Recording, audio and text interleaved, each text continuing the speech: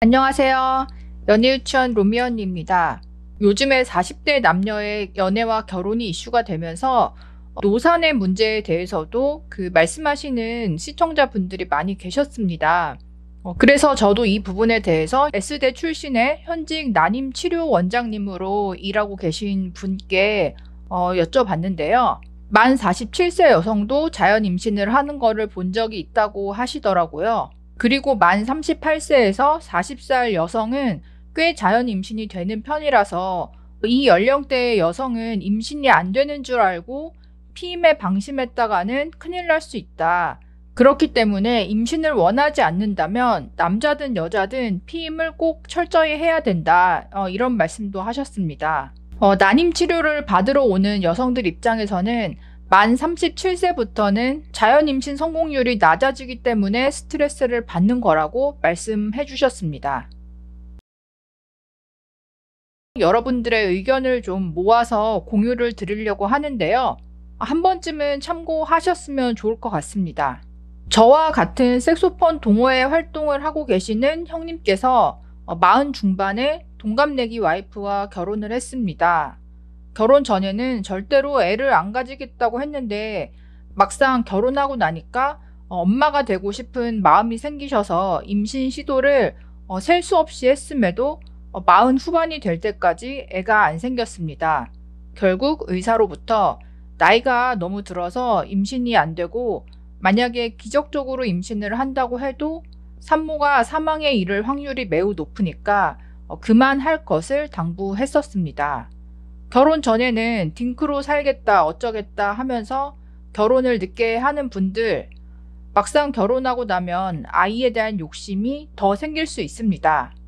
또한 한 가정이 온전하게 유지되려면 사실 자녀가 있는 것이 좋습니다.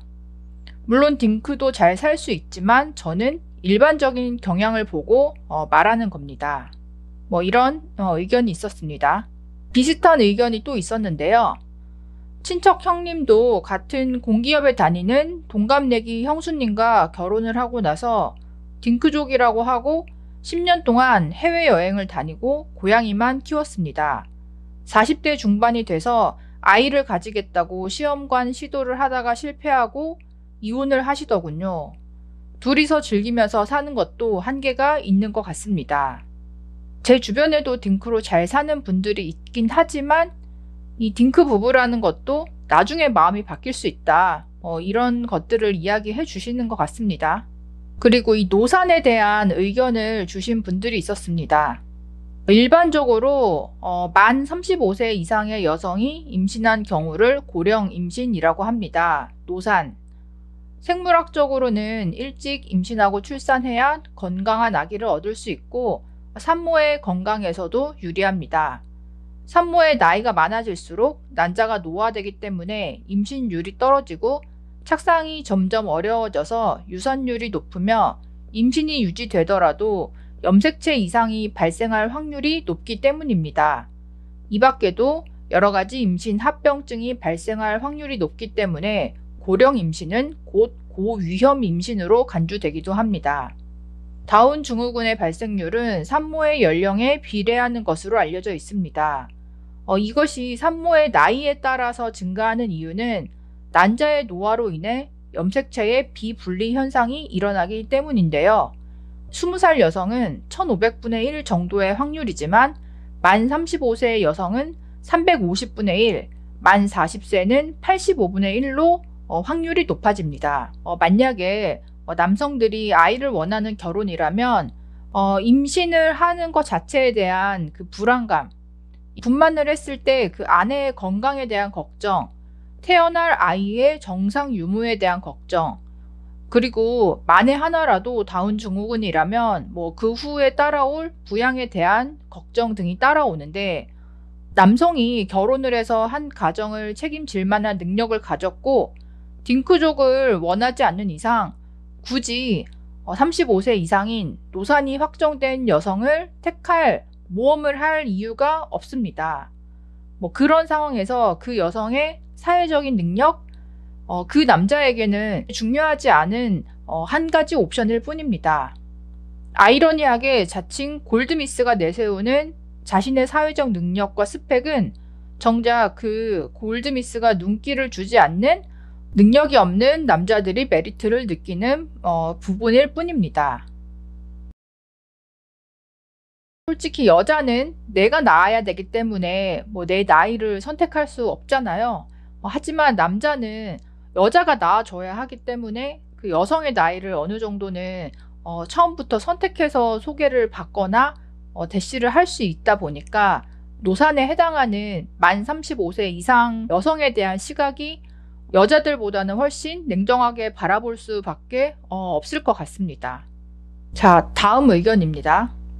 여성이 남성에게 우월적인 지위를 휘두를 수 있는 이유는 남성과 다른 가임이라는 생물학적 특성 덕분입니다. 하지만 40을 넘은 여성은 가임이라는 생물학적인 특성을 잃어버리는 시기입니다.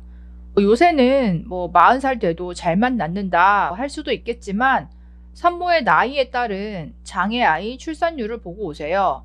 어느 남자가 자신의 자식을 두고 도박을 하고 싶어 할까요?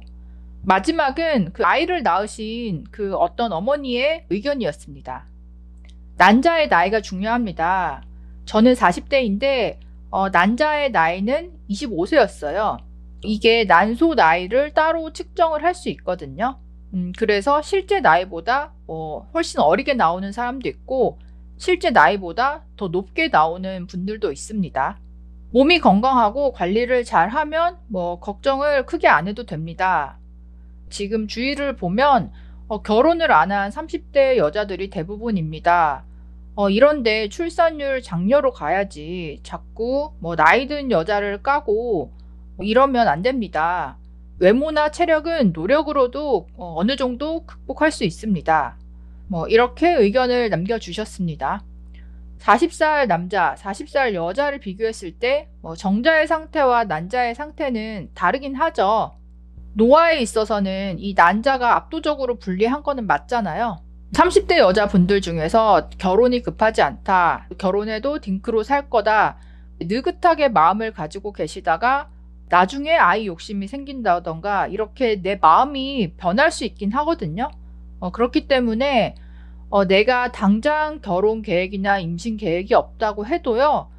꾸준히 그 산부인과를 다니면서 관리를 좀 해놓는 게 나의 미래를 위해서 꼭 필요하다고 생각을 하고요. 100세 시대라고 해서 가임 기간이 그만큼 비례해서 늘어나지는 않았기 때문에 남자에게만 결혼 정년기가 예전보다 늘어난 거지 사실상 여자에게 결혼 정년기가 늘어났다고 볼 수는 없거든요. 그래서 이 여성의 가임기와 임신에 대한 정확한 정보가 체계적으로 알 필요가 있다는 생각도 많이 들었습니다. 늘어나는 노산과 골드미스, 또한 딩크족의 장점과 단점, 여러분들은 어떻게 생각하시나요? 댓글로 다양한 의견 남겨주시면 또 공유하겠습니다. 그럼 다음에 또 만나요. 안녕.